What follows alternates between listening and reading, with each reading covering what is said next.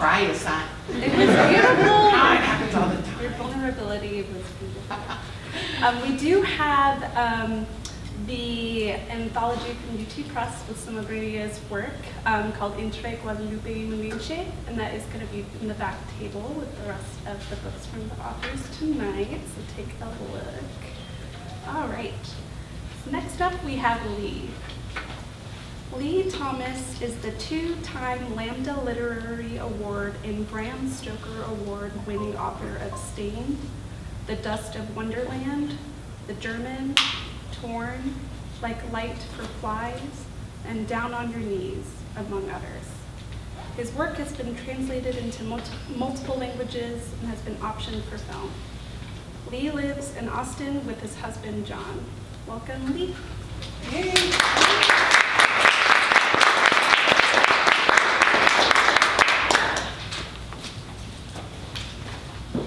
That was beautiful. Oh, thank you. Yeah, mine's not. I tend to write horror, noir, Oh my God. very dark. Opposite. Yeah, we are like diametrically opposed. So anyway, you've had the good, you're about to get the bad. Just a little background. This is from my forthcoming novel called Distortion. It is about a heavy metal bass player. Slayer would mock this band, by the way. They're more like Dokken or one of those. It's a big hair band. And this is about 20 years after his fame. He has come out of the closet. He is now openly gay, whereas before he was sort of bisexual, whatever worked for him at the time. Earlier in the book, a couple chapters before what I'm going to read, he gets a call from a stranger that wakes him up and tells him his daughter is in danger. He questions this because he's never been allowed to be part of his daughter's life. And then things just get weird and dark after that. So, I will start with this. Aaron Dalforth finally got me on the phone a little after 5 that afternoon. I was in the studio running scales on the bass to lose myself in something familiar when the ringing pulled my attention away from the fretboard. Hello? Mr. Harris, Dalforth said. I'm so sorry, I was interrupted earlier. Isley came in while we were speaking and I didn't want to upset her. She's been through so much already. And there was her name. There was the proof I'd requested. Where are you calling from, Aaron? From my home. What city? What state? Celebration, Arkansas. Why? Just call me curious. Mr. Harris, I know how odd all of this must be for you, but I only have a minute. I think you should come down here. There's been some trouble. Though curious about Dalforth's definition of trouble, I was more interested in learning why I was being contacted by this stranger rather than by Isley's mother, or Isley herself for that matter. It struck me as incredibly unlikely that I had ascended from leper outcast to savior in Noel's eyes, and while I was certainly willing to help, my efforts weren't likely to be greeted with any measure of gratitude, unless Noel had undergone some tremendous change of heart. What does Noel say about this? I mean, does she even know you're calling? Well, no, she's dead, Mr. Harris. That's part of the trouble. Dalforth's news hit me hard, an inexplicable combination of sadness and loss. After all, I barely knew this woman. Met in my chest and rose to block my throat. Dalforth kept trying to move the conversation ahead, but I couldn't respond. I hadn't heard from Noel in nearly a decade. The last time we'd spoken, she demanded that I stay away from her home and our daughter. She was in my life for 3 months, a very long time ago, and then hardly at all through the intervening years. And yet, I felt as if I'd just lost someone extremely close to me. What happened, I asked, swallowing hard to dislodge the knot from my throat. Aaron was already 5 steps along in the conversation, talking about where I might stay when I arrived in Celebration. I cut him off and repeated my question, what happened? She took her own life, bless her soul, Aaron said. I'd rather not go into details just now. I really only have another minute or two. I can tell you everything when you get here. You will come, won't you? Yeah, I said, just tell me where to book a room.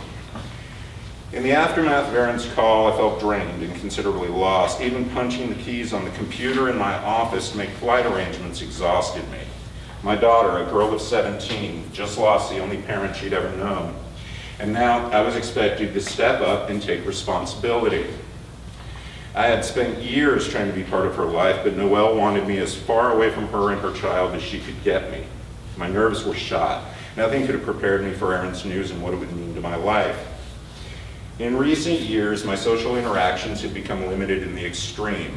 My family, mother, father, brothers, were old wounds, nothing but scars. I kept a small list of people I worried about, very small. The remaining members of Palace, Clyde and Rudy, my business partner Edwin, a few well-known figures in the music industry whose names I don't need to drop here. These were the people in my life.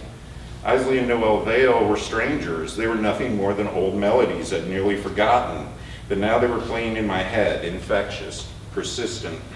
I carried these thoughts with me to the kitchen where I brewed a fresh pot of coffee, hoping the caffeine would help clear my head and burn away the lethargy that had gripped me after Erin Balfour's call. Noelle committed suicide, took her own life. It made no sense.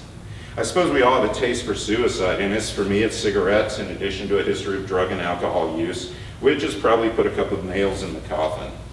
For Ricky Blaine, former lead singer of Palace, it had been needles holding an elixir of heroin and cocaine, no longer meant to enhance the party, but designed rather to anesthetize the pain of his expulsion from it. He'd found his place in the world and it had eaten him whole. Back on the road, he begged. We gotta get back on the road. How had Noelle managed it, I wondered? What had driven her over the edge? That night I dozed restlessly. At one point I imagined something covering my head. Convinced that I was suffocating, I shot up in bed, scratching at my face and trying to remove the dream fabric from my nose and mouth so I could breathe again. Such dreams came and went, one colliding with the next. Ricky Blaine screamed at me, his corpse-thin face twisting impossibly as his jaw unhinged to release a shriek designed to call demons. His clawed fingers dug into my shoulders. Back on the road, he screamed. Back on the road. Then I was in the bathroom of an arena, maybe in Pensacola, maybe in Mobile, and two women were taking turns sucking me off. They wore clouds of teased blonde hair, had narrow waists and exaggerated breasts. The details shifted and the bodies expanded with muscle. The hair withdrew into distorted scalps, the breasts receded, the figures, now masculine, continued their hungry business. Their faces elongated as if formed of melting wax. Their eyes were sealed, their noses were flattened and shoved out of joint, leaving only lumpy wet holes. Standing in the open bathroom door, Noelle leaned against the jamb and cried, watching the two grotesque men going down on me. Ricky stood behind her, screaming. I was embarrassed and I tried to get away, but the men melted into the wall and into each other, forming a barrier to keep me from escaping. Their flesh bubbled and fused as if welded where arm met arm, shoulder met shoulder, hip met hip. My ex-wife Paulette turned to me with a film of white on her nostrils and told me to fuck her before a torrent of opalescent fluid shot from her open mouth and from between her legs. The discharge pooled like liquid pearls on the floor, and Ricky Blaine kept screaming, back on the road. We have to get back on the road. At just after 3 in the morning, I opened my eyes, noticed Ricky Blaine standing in the corner of my bedroom. Only the tips of his nose and chin caught the light from the window. His siren-high demand for a tour was finally silenced. He didn't move, didn't speak. He just stood there in the corner looking at me. My eyes adjusted so I could see more of his lanky body and emotionless face. Slowly, Ricky lifted his arms, bringing them above his head and clasping his palms together, the way he had always done on stage during the final refrain of Alone with You. Then his fingers spread wide and grew like vines. They climbed up the wall around the window. His cottony wisps of hair turned to creeping tendrils and fanned across the glass like webbed cracks. The transformation continued until Ricky was completely replaced by writhing filaments. He covered my walls, my ceiling and floor. Then he was gone and I woke up for real. I went into the bathroom and took a sleeping pill. Something moved across the mirror, a flicker of light. I took a second pill and went back to bed. So the gay thing. If you caught behind the music special, you might have heard the monotone jackass say, but Mick Harris was living a lie, like I was a serial killer with a freezer full of heads.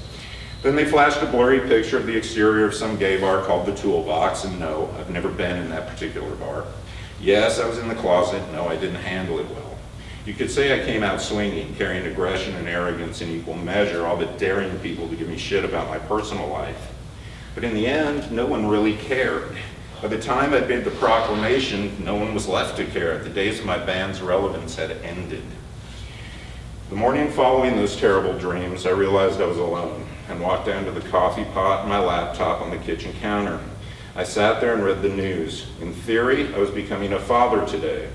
Time for a cigar, boys. Light 'em up. It's a girl. Suck on this.